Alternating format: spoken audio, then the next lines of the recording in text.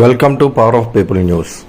అల్లూరు సీతారామరాజు జిల్లా పాడేరు డివిజన్ కొయ్యూరు మండలం అంతాడ పంచాయతీ పరిధిలో 10 కిలోమీటర్ల దూరంలో ఉన్న అడవి మధ్యలో గంపరాయి గ్రామంలో గిరిజనులు పడుతున్న ఇబ్బందులు అన్నీ ఇన్ని కావు.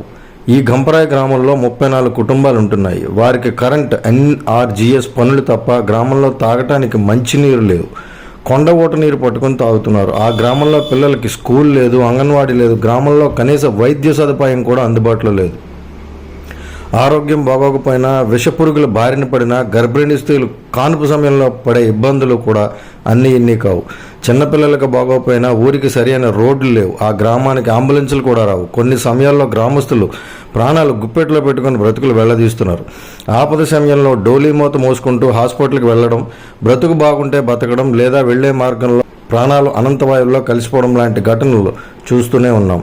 ఈ ఊరికి 2018లో రోడ్డు శాంక్షన్ అయినా ఆ రోడ్డు గ్రాంట్ ఏమైందో తెలియదు. అప్పటి నుండి ఇప్పటి వరకు ఉన్న ప్రెసిడెంటు పట్టించుకోలేదు, ఇప్పుడున్న ప్రెసిడెంటు పట్టించుకోలేదు, అధికారులు పట్టించుకోలేదు. ఈ మధ్యకాలంలో ఈ ఊరికి 16 లక్షల రూపాయల వాటర్ ట్యాంక్ శాంక్షన్ అయిందని ఈ ఊరు వచ్చిన రాజకీయ నాయకులు చెప్పి వెళ్లారు. లేదు, కనీసం ఆ వాటర్ ట్యాంక్ సంబంధించిన మెటీరియల్స్ రాలేదు, ఆ కాంట్రాక్టర్ రాలేదు. 2018 అప్పటికి తెలుగుదేశం ఎమ్మెల్యే గిడ్డి ఈశ్వర్ గారికి విజ్ఞప్తి చేయడం జరిగింది. తర్వాత వైసీపీ ఎమ్మెల్యే భాగ్యలక్ష్మి గారికి విజ్ఞప్తి చేయడం జరిగింది. అప్పటి రాజకీయ నాయకుల నుంచి ఎప్పటి ఎమ్మెల్యే వరకు ఓట్లు దండుకునేటప్పుడు తప్ప ఎలక్షన్ తర్వాత ప్రభుత్వాలు ఏర్పడిన ఈ గ్రామం వైపు కన్నెత్తి చూడలేని దుస్థితి. ఈ గ్రామంలో ఉన్న సమస్యలు పేపర్ మీద రాసి ఇచ్చిన విజ్ఞప్తులు ఏమవుతున్నాయో తెలియడం లేదు. రాజకీయంగా ఎమ్మెల్యేలు, ప్రెసిడెంట్లు మా గ్రామ ప్రజలను ఓటుకు వినియోగించుకుంటున్నారు తప్ప ఎలక్షన్ టైంలో మా దగ్గరకు ఓటు కోసం వచ్చి మీకు అన్ని సమస్యలు మేము తీరుస్తాం, మీకు రోడ్లు వేస్తాం, కుళాయిలు వేస్తాం, మీకు బోర్లు వేస్తాం, మీకు స్కూల్లో అంగన్వాడీ కట్టిస్తామని అనడమే తప్ప మా ఊరిని పట్టించుకునే నాయకులే లేరు, అధికారులు లేరు. ఒక నగరంలో కానీ గ్రామంలో కానీ శ్మశానం అధ్వానంగా మారితే యుద్ధ ప్రాతిపదికన మరమ్మతులు చేయిస్తారు ఈ రాజకీయ నాయకులు. మా ఓటుకున్న విలువ బ్రతుకున్న మాకు లేదా? చివరికి నగరాల్లో ఉండే శ్మశానాల కన్నా హీనంగా, దైన్యంగా ఉన్న మా బ్రతుకులను, మా గ్రామాన్ని ఎప్పుడు ఊరుగా మారుతుందో అని అనుకుంటున్నాం. నిజంగా మేము ప్రజల్లాగా కనిపిస్తున్నామో లేదో మాకు తెలియడం లేదని, మా ఊరి నుండి మేము ఇటు వెళ్ళాలన్నా సుమారు కేడీపేట వెళ్ళాలంటే 18 కిలోమీటర్లు, ఇంకోవైపు వెళ్ళాలంటే 11 కిలోమీటర్లు వెళ్ళాలి, లేదా ఏ దారి లేదు, చావు తప్ప. మా ఈ సమస్యలపై 2023లో సామాజిక సేవకుడైనటువంటి అర్జున్ రెడ్డి అప్పటి కలెక్టర్ అయిన సుమిత్ కుమార్ని కలిసి గ్రామానికి మంచినీరు, గ్రావెల్ రోడ్డు, అంగన్వాడీ స్కూలు, పాఠశాల నిర్మించాలని విజ్ఞాపన పత్రం కూడా ఇచ్చి గ్రామాన్ని ఆదుకోవాలని కోరడం కూడా జరిగింది. అయినా ఎక్కడ వేసిన గొంగళి అక్కడే ఉంది. ఎప్పటికైనా ప్రభుత్వం, అధికారులు, రాజకీయ నాయకులు మా గంపరాయి గిరిజన సమస్యల మీద న్యాయం చేయగలని వేడుకుంటున్నాం. Power of People News reporter Saurav Shivaji.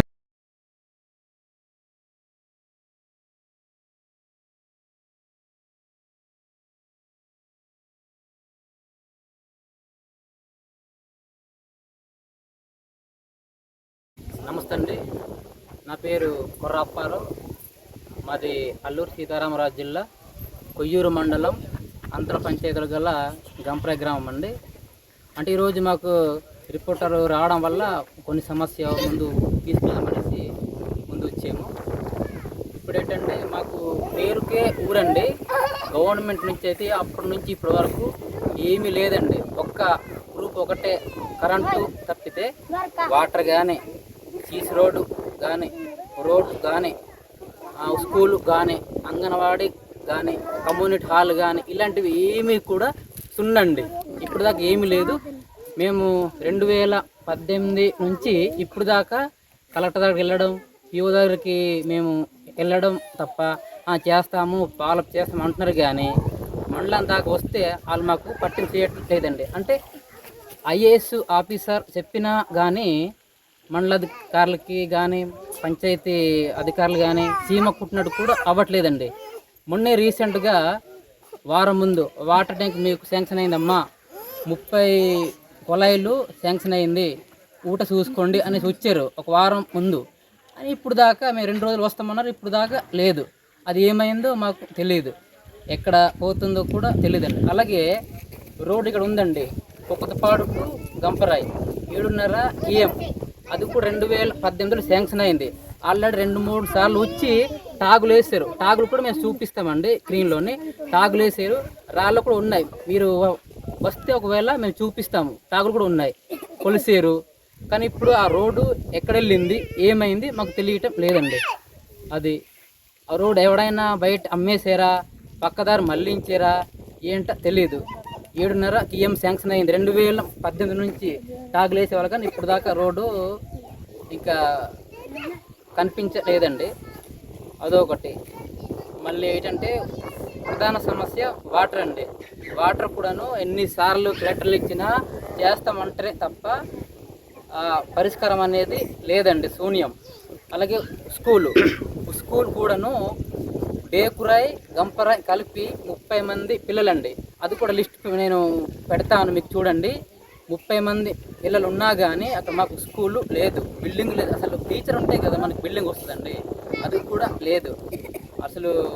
మళ్ళీ ఇంకోటి ఏంటంటే అంగన్వాడీ లేదు, స్కూల్ లేదు, వాటర్ లేదు, రోడ్డు లేదు, సీసీ రోడ్ లేదు, ఇంకా ఏమీ లేదండి. ఇంక సున్నండి. ఒక్క గవర్నమెంట్ ఇచ్చింది కరెంటు తప్ప ఏమి లేదు. ఉపాధి హామీ, కరెంటు రెండే ఇచ్చారండి.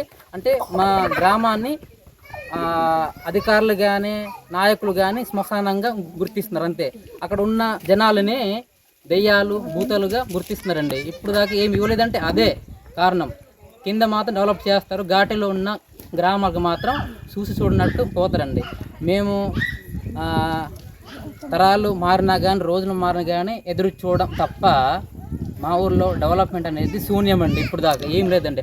అంటే మాది ప్రధానత గిరిజన కులానికి చెందిన వాళ్ళకే ప్రధానత. అన్ని అవకాశాలు, రోడ్లు, సీసీ రోడ్డు, ఇల్లు అన్నీ ఏది లేదు అది ఇస్తామనేసి రాష్ట్రపతి ముర్ము గారు కూడాను నిధులు ఇచ్చారంట.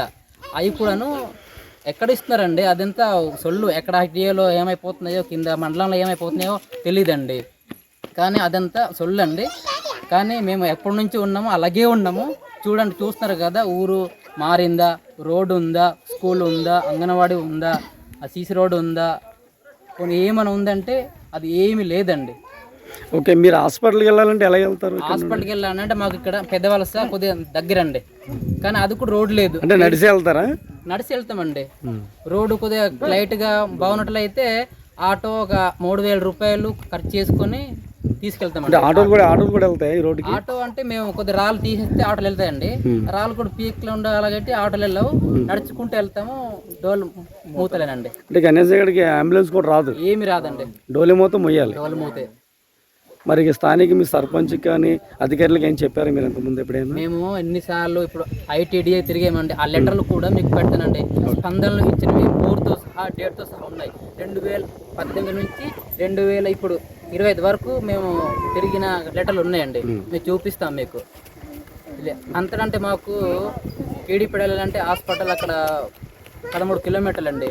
మాకు ఇలా అయితే అంత గంపరైటు కుకతపాడు దగ్గర అవుతుంది. మాకు పెదవలస హాస్పిటల్కి వెళ్ళాలంటే అండి. ఎన్ని కిలోమీటర్లు ఉంటుంది ఇక్కడ నుండి? మాకు పెదవలస 8 అండి. 8 కిలోమీటర్లు 7 ఉంటుందండి. ఓకే. మరి కనీసం బోర్లు కూడా వేయలేదా? బోర్లు అసలు ఏమి వేయలేదండి. తాగే నీరు మీకు ఎలా తీసుకుంటారు నీరు? మాకు ప్రైవేట్ వాళ్ళు అంటే నవనిర్మాణ సంస్థ వాళ్ళు ఇవ్వకపోయి ఉంటే రోగాలు పాలే వాళ్ళమండి. పారుతున్న కాలువ నీరే తాగవలసి వచ్చేదండి. వాళ్ళు కూడా కాలువ నీరే తాగేవాళ్ళమండి. పారుతున్న కాలువ నీరే తాగేవాళ్ళమండి. వాళ్ళు మాకు దేవుళ్ళు అండి. ప్రైవేట్ వాళ్ళైనా కానీ గవర్నమెంట్ చెయ్యని పనిని వాళ్ళు చేసి మాకు కాపాడారండి. వాటర్ ఎప్పుడు ఇచ్చారు? ఏ ఇయర్ ఇచ్చారు? ఇచ్చి 4 సంవత్సరాలు అవుతుందండి. అది కూడాను ఫుల్ వేసలు అయితే చుక్క రాదండి. ఇప్పటికైతే ఉంటుంది తప్ప ఫుల్ ఎండాలో అయితే గంటే ఉంటుంది, అప్పుడు వాటర్ ఉండవు. మరి పిల్లల పరిస్థితి ఏంటి? మరి చదివించాలంటే మీరు ఎలా చదివించాలంటే డైరెక్ట్గా ఇప్పుడు అంటే ఎన్ని సంవత్సరం వేస్తారు స్కూల్లో మీరు ఇక్కడ? అంటే స్కూల్ లేదు కదా ఇక్కడ మీకు? 6-7 సంవత్సరాలకి